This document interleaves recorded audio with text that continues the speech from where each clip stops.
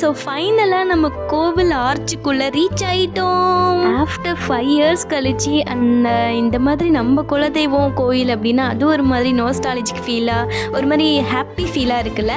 And first time வந்துட்டு ஹில்ஸில் வந்துட்டு இந்த மாதிரி பைக்கில் போகிறோம். கொஞ்சம் பயமாகவும் தான் இருந்துச்சு, கொஞ்சம் பயந்துகிட்டே பார்த்து தான் போனோம். ஏன்னா ஃபஸ்ட் டைம் போகிறோமா அதனால திகிலாக இருந்துச்சு, பார்க்கறதுக்கே கொஞ்சம் பயங்கரமாக இருந்துச்சு. நாங்கள் வந்து திருப்பதி போனப்போ இந்த மாதிரி பஸ்ஸில் போனப்போ இதே மாதிரி தான் ரூட் இருந்துச்சு. பட் இதில் போகிறப்ப அதே மாதிரி தான் இருக்குது. நாங்கள் எப்போவும் வரப்போ இந்த ரூட்டில் வந்ததில்லை மதுரையில்.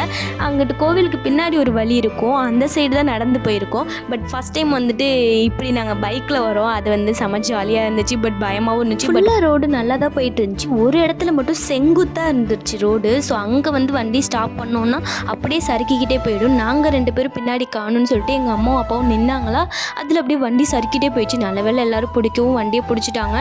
நல்ல வேளை கொஞ்சம் மலையில் வரும்போது மட்டும் வந்து பார்த்து வாங்க பைக்கில் வரும்போது.